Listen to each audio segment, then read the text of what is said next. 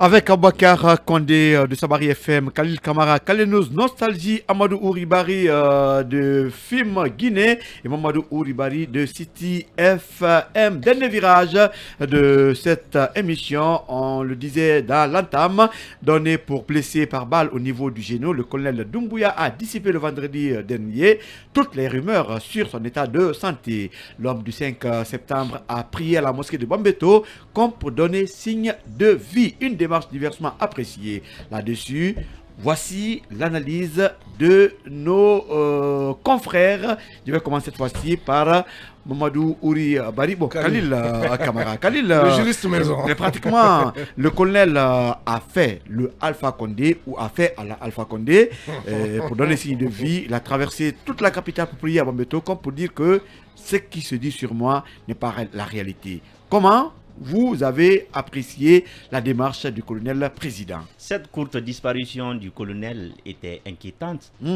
parce que il y avait des rumeurs comme quoi il y a eu des coups de feu au palais Sékou Touré.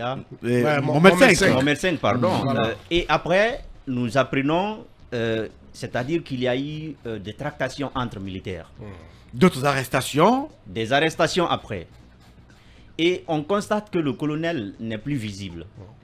Le colonel qui a l'habitude souvent de se faire ovationner par le public n'était plus visible dans la circulation. Lincoln, ça pouvait même toi t'inquiéter. Maintenant, moi, ce qui m'a fait rassurer, c'est quand je suis parti à Lincoln, à Madina Lincoln pour un programme, j'ai vu une dame entre, je vous le dis avec sérieusement, j'ai vu une dame entre d'autres femmes en train de jurer, rassurer que le colonel a reçu une balle dans ses jambes. Je vous le jure. Ça, c'est en plein marché de Madina. Oui, Madina. Mais le sujet était devenu... La dame parlait avec une telle assurance. Moi, j'avais l'impression qu'elle a peut-être son mari qui travaille à la présidence. Oui, bien sûr. Khalil, la Guinée, c'est un pays de rumeurs. Je dis, le pays là est incroyable. C'est que les femmes des Avaria sont plus informées que même les journalistes. Mais je ne comprends pas, Lincoln. C'était la première information que j'ai reçue. N'oubliez pas qu'il y a des agents secrets à Avaria. Hein. Alors, voilà. Ouais, alors le vendredi, heureusement, le colonel est apparu.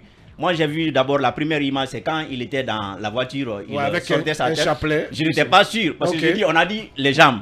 Si c'est la tête qui sort, il faut que je vois d'abord les jambes. Il faut que je vois les jambes. Il faut que je vois les jambes. Mais c'est après, je l'ai vu encore dans la mosquée.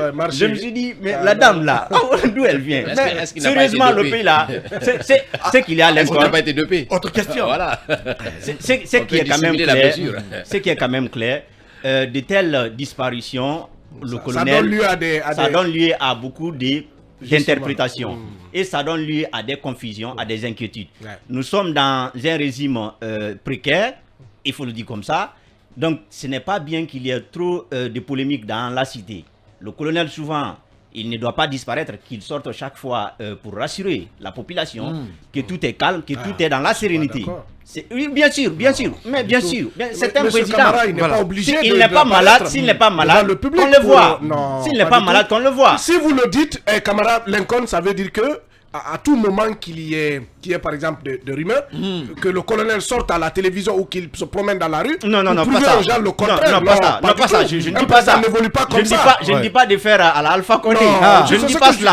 C'est qu'il a fait. Je ne dis pas cela. Mais il avait quand même des habitudes de sortir pour les prières du vendredi.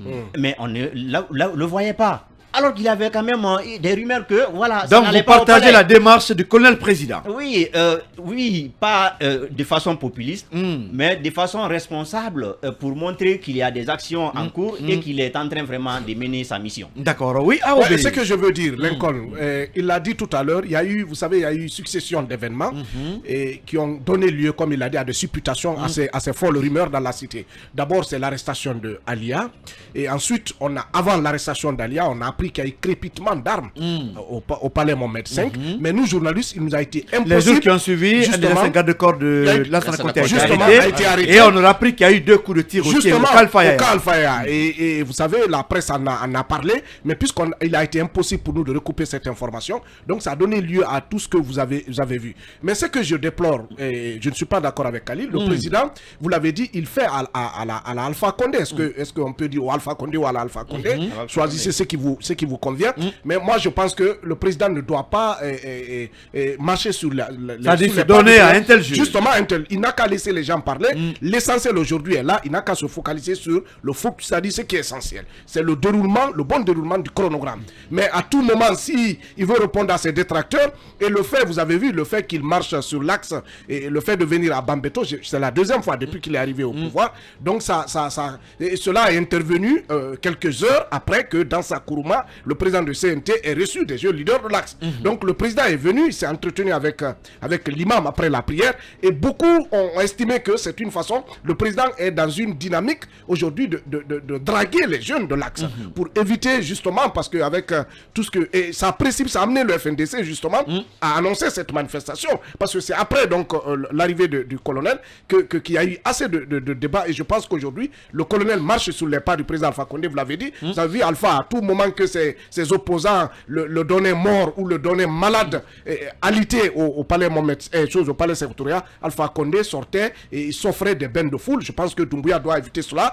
et s'il a des conseils pour cela, je pense qu'on doit le lui dire, pour dire que effectivement, monsieur le président, évitez de répondre coup par coup. C'est-à-dire que la Guinée, c'est un pays de rumeurs. Autant de Lansana Conté, on lui avait donné mort à plusieurs reprises ici. Mais Lansana Conté aussi organisé une conférence de presse où il sortait en public pour se montrer. Ce qui se passe en Guinée, mais lui reconnaissait qu'en tant qu'humain, il est vraiment malade. Effectivement. Donc, ces rumeurs-là, vous l'avez dit, vous l'avez titré, c'est cette sortie du président met fin donc à ces folles rumeurs. Mais cela ne voudrait pas dire qu'il n'y a pas de problème. Aujourd'hui, on le sait avec l'arrestation de Alia et ce communiqué du ministère chef d'état-major général des armées. Voilà, donc cela nous amène à dire que vraiment qu'il y a problème, et aujourd'hui le pays, et comme il l'a dit tout à l'heure, nous sommes dans une période d'exception, c'est la transition, il faut craindre, tous les scénarios sont possibles. Voilà, tous les scénarios sont possibles selon AOB. Oui, et Abakar Condé par rapport à cette sortie du président. Écoutez, c'est un coup politique qui a réussi, parce que je pense que,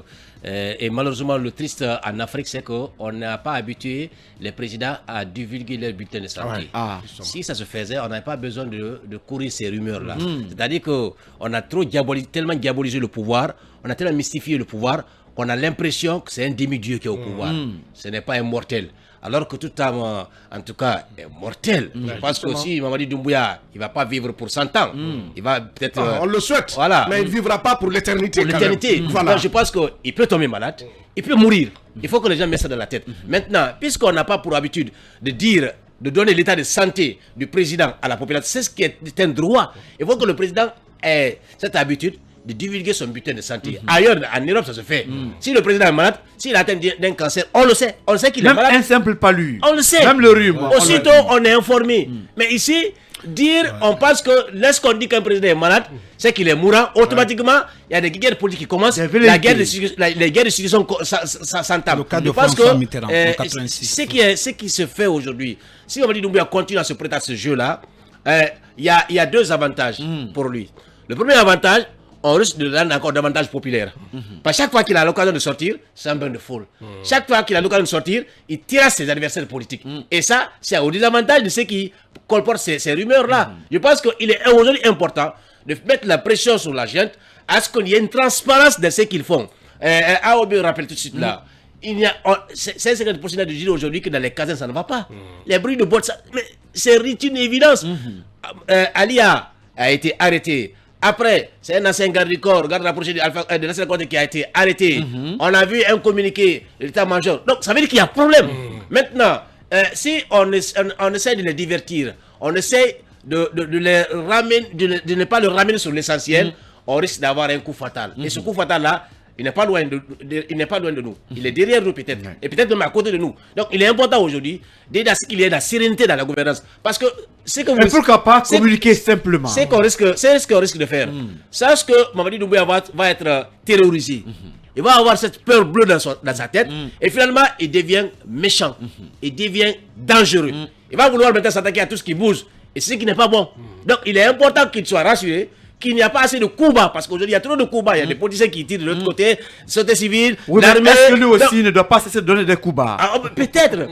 Ça doit être non, c'est notre question. Mais ça veut dire que le coup bas du président a beaucoup plus de conséquences fâcheuses que le coup bas d'un petit politicien qui est assis de l'autre côté. Parce que quand c'est des rumeurs, forcément, c'est des politiciens qui colportent des rumeurs. Il a été blessé par balle. Même j'ai appris quelqu'un qui dit que non, il a été dopé pour venir à Wambeto. Il a été dopé, ça lui a permis de mieux s'arrêter, mieux discuter. Parce que l'armée, on sait qu'il y a ces vaccins-là, forcément qu'on utilise. Il y a même certains qui ont fait une capture, j'ai vu une capture d'écran où on dit qu'il est blessé, qu'il boitait. Voilà. Il est venu à la poste.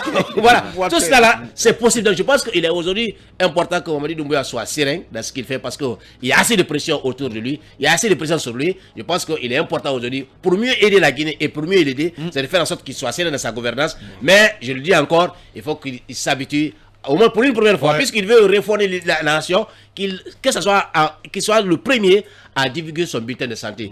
Qu'on dise que Mamadi Doumbouya est en bonne santé, ou ici là, une maladie, qu'on dise que peut-être qu'il a la fièvre typhoïde, peut-être qu'il a, je sais pas quoi, la fièvre jaune, je ne sais pas, mais qu'on dise, parce que ça sera un grand apport. Ce n'est pas la première du genre en Guinée. Ce n'est pas un saint à 100%. Donc je pense que c'est bien fait pour lui qu'il puisse sortir pour venir s'offrir ce bain de feu là. Et bien voilà, c'est une pub qui l'arrange. Je pense que hier, il a échangé avec les jeunes. Peut-être que ça peut l'aider à désarmer davantage le FNDC, l'UFDG et l'UFR, parce que, et je le dis encore, le FNDC compte énormément sur les jeunes de l'Axe pour la réussite de cette manifestation. Alors, est-ce que ces sorties du président pourraient être assimilées à des manifestations? Donc on pense que c'est des manifs qui sont créés. Oui, ce sont des manifs qui sont créés, je dirais même des stratégies, pour ne pas dire des stratagèmes, qui sont mises en place par la présidence pour divertir l'opinion. C'est juste une campagne de distraction. Oui, qui est minutieusement... je vous dis, Lincoln en toute connaissance... C'est un naïo. Oui, mais aujourd'hui, il est méchant. Lincoln, je vous dis, même dans les facultés de sciences politiques, c'est enseigné. Vous savez, la présidence est le berceau des rumeurs par excellence. Vous comprenez? Rappelez-vous de ce qui s'est passé au temps d'Alpha Condé, les rumeurs, des fausses informations qui dispatchaient par-ci par-là pour divertir l'opinion, pour ne pas qu'on aille à l'essentiel, pour ne pas qu'on parle des problèmes du moment, etc. Donc, ce qu'aujourd'hui Mamadi Doumbouya est en train de faire, c'est pas étonnant dans la mesure où c'est l'ouvrier d'Alpha Condé. Vous comprenez? N'oubliez pas ça. C'est un ancien ouvrier d'Alpha Condé. Je ne comprends pas le terme. Oui, comment il est ouvrier d'Alpha Condé? Oui, justement, c'est trop dit. Non, c'est pas. Est-ce qu'il l'a aidé à construire une maison? C'est quoi, ouvrier dans quel sens? Voilà, quel genre d'ouvrier? C'est un parabole. Non, justement. Non, quand même, il faut que nos auditeurs comprennent. Quel genre d'ouvrier le colonel a été pour Alpha Condé? Il a été à l'école d'Alpha Condé, c'est ce qu'il veut dire. Justement, il a été à l'école d'Alpha Condé. Merci pour la précision. Vous comprenez un peu. Donc, aujourd'hui, Lincoln, quand je vois le colonel, n'est-ce pas, sortir, venir sur l'axe, vous voyez, se promener, moi je me dis tout ça, c'est une campagne de distraction. C'est pour ne pas qu'on aborde les vrais problèmes. Et les vrais problèmes aujourd'hui, c'est quoi? C'est la durée de la transition, les 36 mois. Le retour à l'ordre constitutionnel. Et quand il est venu à Bambeto, vous savez, ma radio se trouve à quelques microns de la mosquée. Je vous dis, nous on a fait le petit malin pour y aller, n'est-ce pas? Parce que quand j'ai eu l'information tout de suite, des amis, n'est-ce pas, voilà, on s'est dit, bon écoutez, il faut faire un petit tour. Mais je vous dis, un ami qui est allé sur les lieux, il était de passage, voilà, il m'a dit quelque chose. Voilà, c'est un journaliste, il est de la radio City FM. Il m'a dit qu'une vieille femme qui était de passage, qui avait un forêt chaque noir, je vous dis, quand la vieille est arrivée devant les forces de l'ordre, devant la sécurité, fallait voir un peu l'attitude de ces agents-là pour aller, n'est-ce pas, disons, déchirer même le caoutchouc. Non, voilà, c'est un président quand même. Oui, c'est un président. C'est un président poussiste. Mais tout ça, ça montre qu'aujourd'hui, la transition, la sérénité, tranquille. Oui, la sérénité, en tout cas, n'est pas là. Mais pourquoi cette sérénité n'est pas là? C'est parce que le train de la transition a déraillé. C'est cela la vérité. Le colonel Mamadi Doumbouya, du 5 septembre, et le colonel Mamadi Doumbouya, n'est-ce pas, que nous voyons maintenant là, c'est deux Mamadi différents. Et c'est ce qui, et lui-même, il est conscient de cela. Même s'il vient dans les mosquées parler, n'est-ce pas, c'est-à-dire parler avec les jeunes, parler avec les femmes. Je vous dis, sur l'axe Amdallah et Bambeto, quand le FNDC, quand ces partis politiques-là décident, n'est-ce pas? Oui, je dis quand. Non, je dis, je peux affirmer à partir du moment où. Non, je peux affirmer. Son opinion. Permettez, oui, c'est mon opinion. Mais tout le monde sait quand même, disons, l'apport de l'axe. Est-ce que vous comprenez? Voilà, quand les manifestants. Tu es au courant qu'il y a des jeunes aujourd'hui qui font des manifestations, c'est-à-dire qui sensibilisent les autres pour ne pas sortir. Oui, je suis. Des jeunes leaders qui je sont suis au sortis courant de hier ça. au temps d'Alpha aujourd'hui, qui ne sont plus pour les manifestations. Au même moment, on a vu un groupe de jeunes, n'est-ce pas, une myriade de jeunes qui sont allés à l'Assemblée générale de l'IFDG pour encore dire qu'ils sont favorables à l'IFDG, favorables au président du parti. Vous comprenez? Une guerre de communication. Voilà, donc c'est une guerre de communication. Justement. Mais je pense que ce qui est important aujourd'hui, il faut dire à cette gente-là d'aller à l'essentiel, de nous dire à quand, n'est-ce pas, le pays là va revenir à l'ordre constitutionnel, parce qu'une transition n'est pas faite pour régler tous les problèmes. Alors, Ibrahim Silla n'a qu'à nous aider à avoir quelques des messages avant de terminer. Nous sommes pratiquement à 4 minutes de la fin de cette émission.